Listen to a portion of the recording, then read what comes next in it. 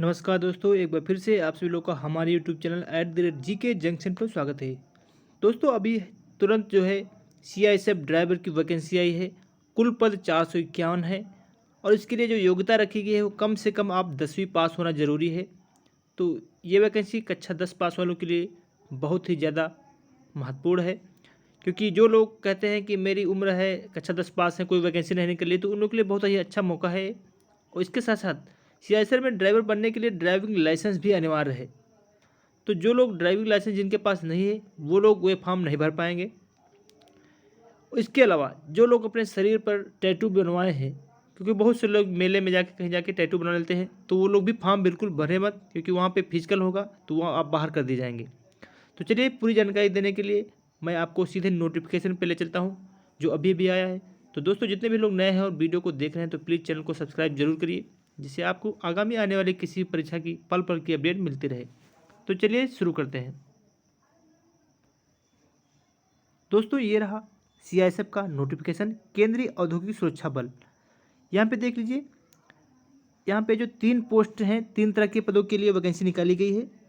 मैं सबके बारे में बताऊँगा। यहाँ पे देखिए, सबसे पहले मैं बात करूँगा कि कौन कौन सी पद के लिए वैकेंसी निकालेगी। सबसे पहले तो यहाँ पे ड्राइवर के लिए है। इसके अलावा चालक सह पंप पर ऑपरेटर के लिए है। इसके अलावा अग्नि सेवाओं के लिए भी चालक की भर्ती होगी, यानी जो फायर ब्रिगेड की गाड़ी चलाते हैं उन लोगों के लिए भी ड्राइवर की वैकेंसी निकाली गई है। यहाँ पे जो है ऑनलाइन आवेदन करने की तिथि है 23 जनवरी से आप ऑनलाइन आवेदन कर सकते हैं। इसके अलावा जो है 22 फरवरी आपकी लास्ट डेट है ऑनलाइन आवेदन करने की। तो चलिए बताते हैं इसके लिए क्या क्या योग्यता चाहिए और कितने कौन से लोग फॉर्म भर सकते हैं और कौन नहीं भर सकते हैं। सबसे पहले मैं वैकेंसी की बात करूंगा कि किस पोस्ट के लिए कितनी वैकेंसी है, क्योंकि 3 तरह के पद निकाले गए हैं और 3 तरह के पदों के लिए अलग अलग वैकेंसी है। तो चलिए देखते हैं। सबसे पहले बात करेंगे आरक्षक या चालक। जो चालक के पदों के लिए वैकेंसी है, टोटल वैकेंसी 183 है यहाँ पे। इसके अलावा कैटेगरी वाइज बात करेंगे तो 76 जो है जनरल कैटेगरी के लिए, अनुसूचित जाति के लिए 27 वैकेंसी, अनुसूचित जनजाति के लिए यहाँ पे देख लीजिए मात्र 13 वैकेंसी, अन्य पिछड़ा वर्ग के लिए जो वैकेंसी है 49 वैकेंसी है। इसके अलावा EWS के लिए 18 वैकेंसी, टोटल 183 वैकेंसी है। इसके अलावा यहाँ पे जो है भूतपूर्व सैनिकों के लिए जो आरक्षण यहाँ पे दिया हुआ है। इसके अलावा बात करेंगे चालक सह पंप ऑपरेटर तथा अग्नि सेवाओं के लिए चालक, यानी जो अग्नि फायर ब्रिगेड की जो गाड़ियाँ चलाते हैं उन ड्राइवर की वैकेंसी, और सह पंप ऑपरेटर दोनों के लिए जो है वैकेंसी अलग से है। तो इन लोगों के लिए जनरल कैटेगरी में 111, अनुसूचित जाति के लिए 40, अन्य सूचित जनजाति के लिए 19 और अन्य पिछड़ा वर्ग के लिए 72, टोटल 268 वैकेंसी है। तो अब टोटल कंप्लीट कितने पद हैं यहाँ पे? 451 पद हैं। तो चलिए देखते हैं क्या क्या योग्यताएं हैं, कौन लोग फॉर्म भर सकते हैं कि नहीं। तो सबसे पहले हम इसमें बताना चाहेंगे कि ये सिलेक्शन किस तरह से होगा। तो सिलेक्शन यहाँ पे कई चरणों से गुजरना पड़ेगा आपको सिलेक्शन के लिए। सबसे पहले आपका फिजिकल स्टैंडर्ड टेस्ट होगा और डॉक्यूमेंट वेरिफिकेशन होगा। अगर आप फिजिकल में पास होते हैं तो आपको लिखित परीक्षा के लिए बुलाया जाएगा। इसके बाद जब लिखित परीक्षा पास कर लेंगे आप, अंत में जो है आपका चिकित्सा परीक्षा यानी मेडिकल टेस्ट होगा, और इसी मेडिकल टेस्ट के बाद आपका जो है ज्वाइनिंग दिया जाएगा। और यहाँ पे ये देख लीजिए पैरा नंबर 4.3 में यहाँ पे जो है विस्तृत चिकित्सा परीक्षा से पहले भर्ती के 2 चरण निम्नानुसार हैं। PST यहाँ पे फिजिकल होगा आपका, उसका डॉक्यूमेंट वेरिफिकेशन होगा, उसके OMR आधारित CBT मोड आधारित लिखित परीक्षा आपके पेपर होगा। इसके बाद देखते हैं अंतिम जो चयन होगा आपका वो लिखित परीक्षा के आधार पर होगा। यहाँ पे लिखा हुआ है 4.6 पे अंतिम चयन जो आपका है लिखित परीक्षा के आधार पर होगा। आयु देख लीजिए, आयु सीमा की बात करेंगे तो 21 से 27 वर्ष के बीच अगर आप हैं किसी भी कैटेगरी से तो आप इस फॉर्म को भर सकते हैं। इसके अलावा पूर्वोत्तर क्षेत्र के जो अभ्यर्थी हैं, यानी जो नॉर्थ ईस्ट अपने स्टेट्स हैं इंडिया के, वहाँ के लिए जो लोग हैं वहाँ के लिए अलग से छूट है। यहाँ पे देख लीजिए लिखा है कि अभ्यर्थियों की आयु का संबंधन के लिए निर्णायक तिथि ऑनलाइन आवेदन की प्राप्ति की अंतिम अर्थात 22/2/2023 होगी। यहाँ पे पूरे इंडिया के जितने भी लोग हैं यानी 22/2/2023 तक 27 वर्ष से अधिक नहीं होना चाहिए। इसके अलावा आपको जो छूट मिलती है वो तो आप अलग से आप लेंगे ही। अब शैक्षिक योग्यता की बात करेंगे, कितनी योग्यता होनी चाहिए। तो यहाँ पे देख लीजिए शैक्षिक योग्यता में अभ्यर्थी ने मान्यता प्राप्त बोर्ड तथा विश्वविद्यालय से मैट्रिक यानी समकक्ष परीक्षा उत्तीर्ण हो। अगर आपका कम से कम हाई स्कूल पास होना अनिवार्य है। अब ड्राइविंग लाइसेंस जिसके पास है वो बात कर लेते हैं। सबसे पहले 3 तरह के ड्राइविंग लाइसेंस मांगे गए हैं, भारी मोटर वाहन, हल्के मोटर वाहन, गियर सहित मोटरसाइकिल। 3 तरह के अगर कोई भी आपके पास है तो आप फॉर्म भर सकते हैं। यहाँ पे शारीरिक मानदंड अगर आपकी यहाँ पे देख लेते हैं, सामान्य अनुसूचित जाति व अन्य पिछड़ा वर्ग आयोग, यानी से ओबीसी जनरल और एससी के लिए 167 सेंटीमीटर आपकी ऊंचाई होनी चाहिए। इससे कम है आप तो फॉर्म मत भरिए। सीना देख लीजिए, यहाँ पे न्यूनतम 80 सेंटीमीटर, बिना फुलाए आपका 80 होना चाहिए, फुलाने के बाद 85 यानी 5 सेंटीमीटर आपका सीना फूलना चाहिए।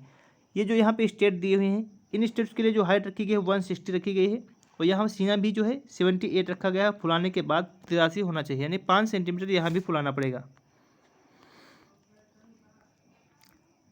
इसके बाद ये चिकित्सा मेडिकल से संबंधित सब दिया हुआ है। यहाँ पे टैटू से संबंधित, मैं टैटू के लिए यहाँ देख लिए पहला नंबर यहाँ पे 6.5 में देखिए टैटू की अनुपमता को निश्चित करने के लिए मानदंड है, धार्मिक चिन्ह अथवा आकृतियों को दर्शाने वाले टैटू और नाम आदि जिनका भारतीय सेना में प्रयोग किया जाता है को अनुमत किया जाता है।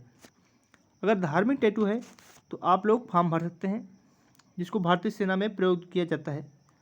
इसके बाद अग्रभुजा के अंदरूनी हिस्से जैसे शरीर के पारस्परिक हिस्से पर खुदे हुए टैटू, परंतु केवल बाईं अग्रभुजा जिसका प्रयोग सलामी देने में नहीं किया जाता अथवा हाथ के पिछले हिस्से को अनुमति किया जाता है। यहाँ पे देखिए टैटू का आकार शरीर के विशिष्ट भाग कोहनी अथवा हाथ के 1/4 हिस्से से कम होना चाहिए।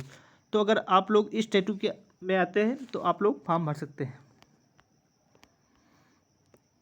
इसके अलावा जो छूट दी जाती है वो तो आप लोग पता ही होगा, क्योंकि यहाँ पे जो है ओबीसी के लिए जो है सेंट्रल गवर्नमेंट 3 साल की छूट होती है।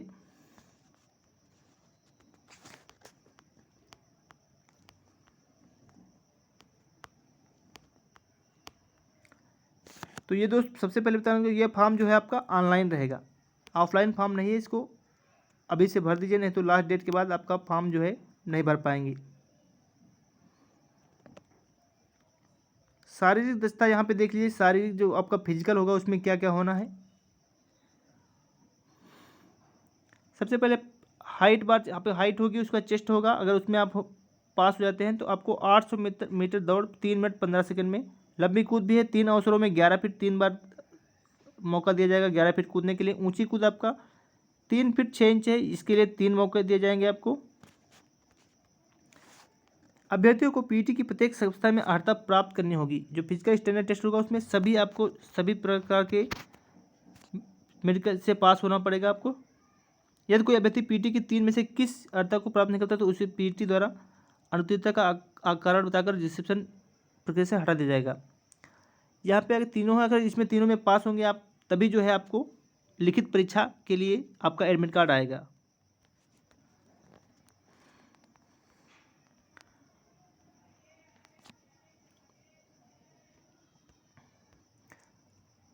यहाँ पे जो हल्के वाहनों के लिए ड्राइविंग परीक्षा यहाँ पे होगी कुल 50 अंक की, जिसमें कम से कम 25 अंक लाना होगा। भारी वाहनों के लिए ड्राइविंग परीक्षा जो है 50 अंक होगी, यहाँ 25 अंक लाना होगा। मोटर प्रणाली की व्यवहारिक जानकारी और वाहनों की हल्की मरम्मत करने की योग्यता से कुल 30 अंक, यहाँ 15 नंबर कम से कम लाना होगा। ट्रेड परीक्षा में प्राप्त किए गए अंक अभ्यर्थी की मेरिट के स्थान को प्रभावित नहीं करेंगे, चूँकि ट्रेड प्रक्रिया केवल अर्हता प्रकार की है तथा अभ्यर्थी द्वारा न्यूनतम अर्हता अंक प्राप्त किए जाने चाहिए ताकि वो भर्ती में आगे की प्रक्रिया में शामिल हो सके। जो अभ्यर्थी पीएचटी या पीएचडी दस्तावेजी और ट्रेड परीक्षा में पास होंगे वे ओएमआर या कंप्यूटर आधारित सीबीटी मोड के तहत लिखित परीक्षा में बुलाए जाएंगे। प्रश्न पत्र सामान्य चेतना, सामान्य जानकारी, प्रारंभिक गणित का ज्ञान, विश्लेषण, अभिरुचि और पैटर्न का निरीक्षण, अंतर करने की क्षमता तथा हिंदी या अंग्रेजी में मूलभूत ज्ञान का टेस्ट करने के लिए सेट किया जाएगा। लिखित परीक्षा आपका 100 बहुविकल्पीय प्रश्नों में से 100 अंकों की होगी, जिसके उत्तर 2 घंटे में देने होंगे। कोई निगेटिव मार्किंग नहीं है यहाँ पे, ये पहले ही बता दिया है आयोग ने।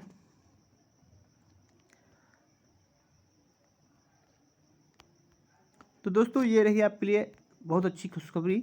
आप लोग अगर इस कैटेगरी में आते हैं तो आप सभी लोग फॉर्म भर दीजिए, और जैसे ही इससे संबंधित कोई अन्य नई भर्ती आती है तो मैं सबसे पहले अपने चैनल के माध्यम से बताता हूँ। इसलिए दोस्तों जो भी लोग नए हैं प्लीज़ चैनल को सब्सक्राइब और शेयर जरूर करिए। मिलते हैं नए अपडेट के साथ नए वीडियो में, तब तक के लिए जय हिंद जय भारत।